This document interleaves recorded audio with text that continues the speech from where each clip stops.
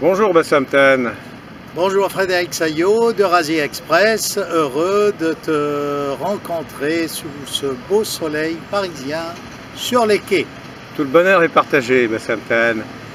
Donc nous allons parler de choses graves aujourd'hui puisque nous sommes le 7 avril et la nuit dernière le président Trump a décidé d'envoyer une soixantaine de missiles sur une base d'aviation syrienne à côté de Homs. Ça a été présenté comme des tirs de représailles à de soi-disant bombardements chimiques par l'aviation syrienne le 4 avril dans la région d'Idlib. Alors avant d'en venir aux tirs de missiles de la nuit dernière, Bassam Tan, que s'est-il exactement passé le 4 avril qui a été présenté par la presse occidentale comme un tir d'armes chimiques décidé par le président Assad? Alors d'abord, il n'y a pas eu d'attaque chimique, comme l'a affirmé le ministre des Affaires étrangères syrienne. Tout ce qu'il y a eu à Khan Sheikhoun, c'est une grosse bourgade au sud d'Idlib, c'est que l'aviation syrienne a bombardé des stocks d'armement, et dans ces armements, il y avait du chimique. Parce que ce qui atteste cette version, c'est que l'impact est très circonscrit.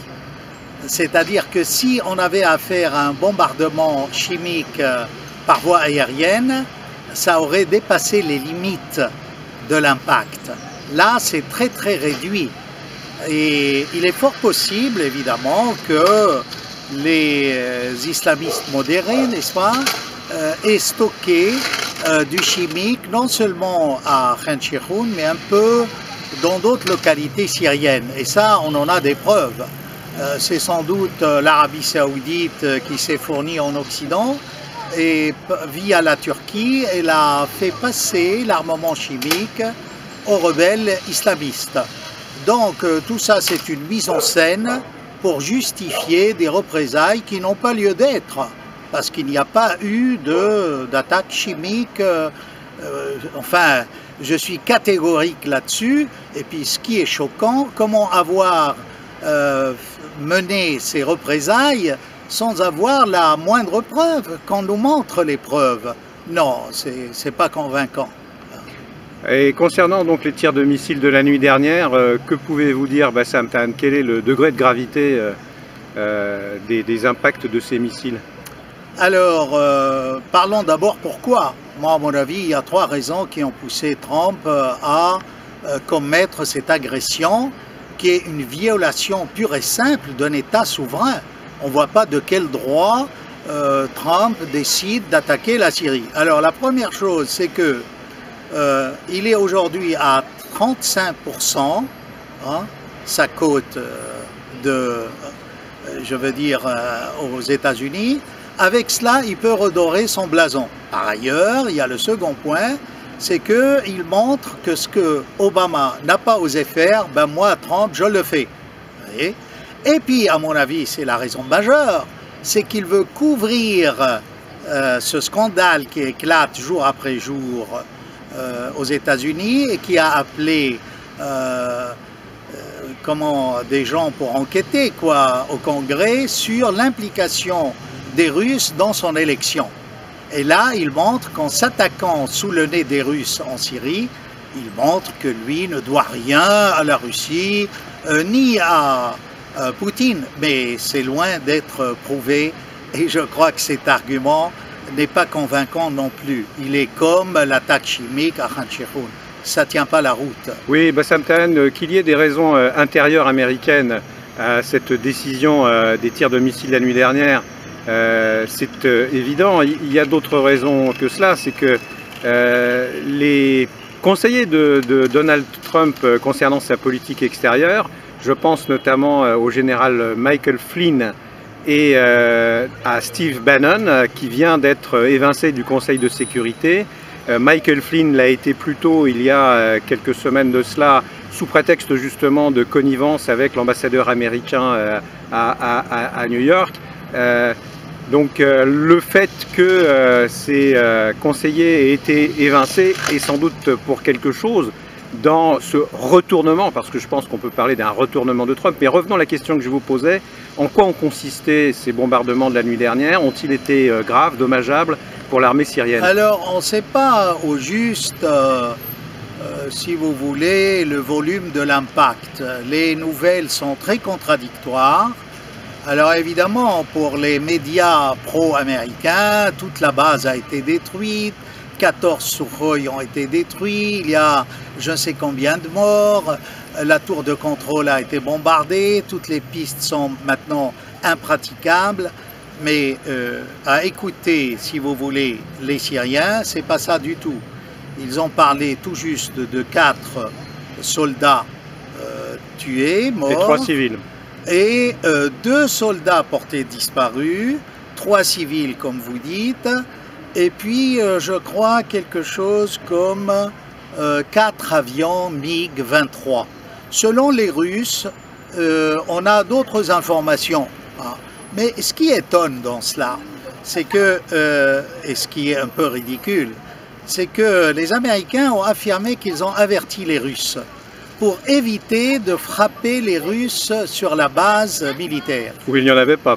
Mais peut-être qu'il y a ou qu'il n'y a pas. Il y en a eu pendant l'offensive sur Palmyre, oui. Mais les informations qui viennent de l'état-major russe sembleraient conclure qu'il s'agit d'une frappe symbolique, Bassam Tahan. Oui, préparée longtemps à l'avance dans les papiers du Pentagone. Oui. Pourquoi cela? Oui, mais permettez-moi d'abord de faire une mise au point sur est-ce qu'il y avait des Russes ou pas. Ce qui est ridicule, c'est qu'en disant cela, il y a dans l'affirmation, on a évité de frapper les soldats russes. Mais alors comment ils savaient où se trouvaient les soldats russes sur cette base, hein? Alors, par ailleurs, ils disent qu'ils ont donné une bonne leçon aux Iraniens et au Hezbollah, qui étaient également présents. Excusez-moi de vous interrompre, Bassam Tahan, mais les canaux de communication entre l'état-major américain et l'état-major russe ont été rouverts peu de temps avant cette frappe. Et le président du Conseil de la Défense de la Douma a révélé tout à l'heure que les Russes n'avaient été prévenus que 2 heures avant le tir de missile. C'est-à-dire qu'ils n'ont pas eu le temps de réagir et que de toute façon il n'y avait pas de présence de soldats russes sur cette base. Peut-être. Moi je parle des déclarations américaines. Mais là, si vous dites, si c'est vrai que c'est 2 heures, je veux bien le croire. Je crois qu'à ce moment-là, les Américains ont frappé une base pratiquement vide. Parce que, donc c'est symbolique. C'est symbolique. C'est symbolique comme je l'ai expliqué pour les 3 points. Trump voulait montrer aux pays arabes, au monde entier, qu'il a fait ce que n'a pas fait Obama. Et je crois qu'il n'y aura pas d'autre frappe. Et si les Russes ont autorisé... C'est ce que le Pentagone a dit, qu'il n'y aurait pas d'autre frappe. Oui, et je crois qu'ils ne le feront pas. Parce que la prochaine fois, ils vont carrément avoir des réponses sérieuses. C'est-à-dire, cette fois-ci, les Russes ont laissé passer. Il en est de même des Syriens et des Iraniens, mais la prochaine fois, ce ne sera pas le cas à mon avis. Ceci dit, moi hier, sur la télévision iranienne, j'avais dit qu'on était en train de cuisiner quelque chose, un scénario contre la Syrie et militaire. Parce que, à entendre toutes les voix en Europe et dans le monde entier accuser Assad, ça montrait très bien qu'on préparait quelque chose, on cuisinait. À feu doux, une intervention. Mais est-ce que Trump va sortir grandi de cela? Je ne le pense pas. Parce qu'il n'osera pas, justement, mener d'autres frappes. Alors, il faut remarquer également que ces frappes interviennent au moment où Trump reçoit Xi Jinping dans sa résidence en Floride. Que pensez-vous de cette coïncidence? C'est vrai, il sait très bien que les Chinois sont très amis avec les Russes et ont souvent opposé leur veto aux résolutions des Nations Unies concernant la Syrie. Donc, c'est vrai, la portée est d'autant plus symbolique que Trump l'a dit, paraît-il, au président chinois. Il a averti les Russes, il a averti les Français, selon l'Élysée, et il a averti apparemment Israël.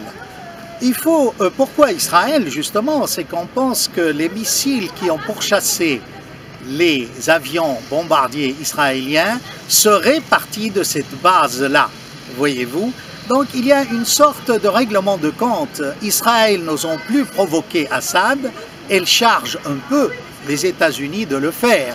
Mais cela ne passera pas, je veux dire, avec impunité. Ils vont payer ça un jour ou l'autre. Parce que l'axe de la résistance a modernisé des missiles et il n'est pas sûr que tout cela aussi est un message aux Iraniens suite aux déclarations qu'ils auraient une base navale sur la côte syrienne à côté de la base russe. Donc, à mon avis, ce n'est pas un grand succès pour Trump. Et les partis de gauche et d'opposition aux États-Unis ont appelé à des manifestations partout en Amérique. On verra bien si ces organisations vont être suivies, s'il y aura beaucoup de monde ou pas. Mais toujours est-il que c'est une violation du droit international. C'est un pays souverain, on n'a pas à l'attaquer. Sans preuve, surtout sans preuve. Oui, c'est ce que le président Poutine a déclaré dès ce matin, à savoir qu'il s'agissait d'une agression fondée sur un prétexte inventé, donc concernant ces soi-disant frappes chimiques le 4 avril dans la région d'Idlib.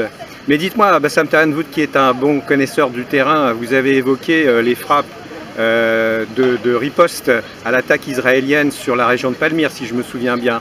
Cette frappe américaine sur Homs ressemble à celle que les Américains avaient perpétrée sur Deir ez-Zor il y a quelques semaines et voire quelques mois de cela. Et tout ça a à voir avec la situation dans la région. Homs, où ont lieu les frappes la nuit dernière, se trouve sur la route de Palmyre où les djihadistes, les terroristes, aussi bien d'Al-Nosra que de l'État islamique, ont mené une offensive dès 2 h du matin, c'est-à-dire au moment des frappes, comme ça avait été le cas à Deir ez-Zor quand l'armée américaine avait bombardé les positions syriennes. Exactement. Alors est-ce que tout cela n'a pas à voir avec ce qui se prépare actuellement, où tous les acteurs qui interviennent en Syrie vont se retrouver face à face ou côte à côte, plutôt face à face que côte à côte, si l'on en juge par les derniers événements, pour la libération de Raqqa? Alors vous voyez, Poutine a aussi déclaré que cette frappe symbolique avait pour but de couvrir les milliers de civils qui meurent tous les jours à Mossoul. Et là, il a raison. Je crois que c'est une opération de diversion. Que voilà, on ne parle plus de Mossoul pendant quelques jours, alors que l'aviation de la coalition occidentale n'arrête pas de massacrer des civils à Mossoul. Ça, il faut le dire. Comparé à la libération d'Alep, franchement, on voit très bien que les Américains vont beaucoup plus loin que quiconque que ce soit contre les civils. Maintenant, pour revenir à l'aéroport de Shayrat, que je connais bien, pour avoir passé mon enfance à Palmyre avec mon père, qui était chef de douane. Alors, le Shayrat, l'aéroport de Shayrat et le Tifor, l'autre petit aéroport, sont 2 bases militaires très importantes qui ont joué un rôle, mais capital, dans les guerres contre Israël. Les avions partaient de là. Mais là, si vous voulez, c'est un peu l'arrière-garde, le fond stratégique des troupes syriennes qui montent de Palmyre vers Raqqa. Alors, cette frappe, en fait, aide les islamistes contre le gouvernement syrien. Et c'est là où Trump est pris à son propre jeu. Il veut combattre les terroristes islamistes, mais en même temps, il les aide en cherchant à affaiblir, mais il ne pourra pas, l'armée syrienne. Donc, l'emplacement stratégique de cet aéroport de Shayrat est vraiment important pour les troupes qui évoluent vers Raqqa. Et là, c'est peut-être voulu pour empêcher que l'armée syrienne n'arrive à Raqqa du côté est. Ceci dit, je crois que quoi qu'il fasse, Trump, il ne pourra pas aller plus loin. Et on voit très bien que cette frappe, elle a fait plaisir à qui? À Hérault, à la France, comme quoi ils avaient raison dès le début. Franchement, on a envie de leur dire, mais vous êtes vraiment pauvres analystes. Et en attendant d'évoquer la France, Bassam Tahan, et la Turquie également. Cette frappe n'est-elle pas dans une logique militaire qui satisfait certains stratèges au Pentagone, dans la mesure où je faisais référence tout à l'heure à Deir ez-Zor, tout ça se situe dans la logique de la bataille à venir de Raqqa, qui est très proche. Oui, alors je vous répondrai en m'appuyant sur les déclarations du ministère de la Défense syrienne que l'aéroport de Shayrat sera opérationnel sous peu, quelques jours. Hein? Et ça peut-être grâce à des produits soviétiques pour réparer les pistes en quelques heures. Hein? Et évidemment, la tour de contrôle sera remplacée par un autre système, c'est pas grave.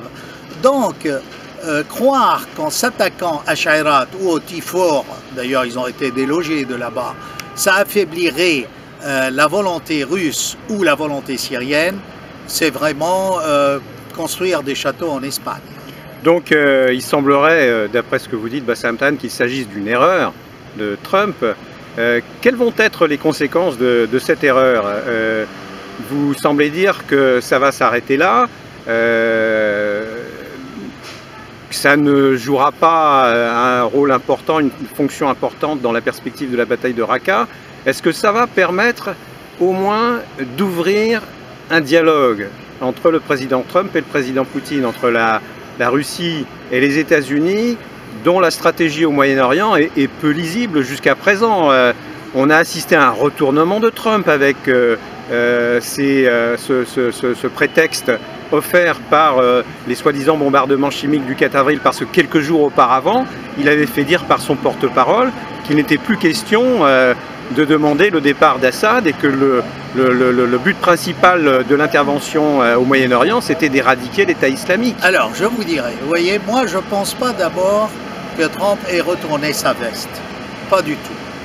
C'est juste une action qui est polyvalente, si je puis dire, pour redorer le blason à tous les niveaux. Maintenant, si l'effet escompté, c'est de relancer des négociations avec les Russes, ben, ça tombe mal, parce qu'aujourd'hui, les Russes ont dit que les Américains ont failli au protocole pour ce qui est du contrôle de l'espace aérien syrien, et que désormais, il n'y a plus de contact, il n'y a plus de ligne, si vous voulez, téléphonique entre les deux chefs d'État concernant la Syrie, le protocole ayant été violé par les Américains. Donc, maintenant, pourquoi il n'a pas retourné sa veste? C'est qu'il y a d'autres raisons profondes. C'est que l'armée américaine a peut-être tendu un piège à Trump. Excusez-moi, Bassam Tan, je n'ai pas parlé de retournement de veste, mais de retournement de Trump en faisant référence à cette bataille qu'il y a derrière lui entre conseillers de différentes tendances. Non, non, mais je parle un retournement d'attitude. Vous voyez, vous m'avez dit que au départ, il disait que le départ d'Assad n'était pas une priorité, et voilà que 2 jours après, il bombarde. Vous voyez, c'est ça le retournement. Alors, de veste ou d'attitude, ça revient au même. Donc, je reviens, est-ce que Trump commande vraiment les armées américaines? Je ne le pense pas. Vous vous souvenez, à l'époque de Deir ez-Zor, c'était également une décision des généraux de là-bas, hein.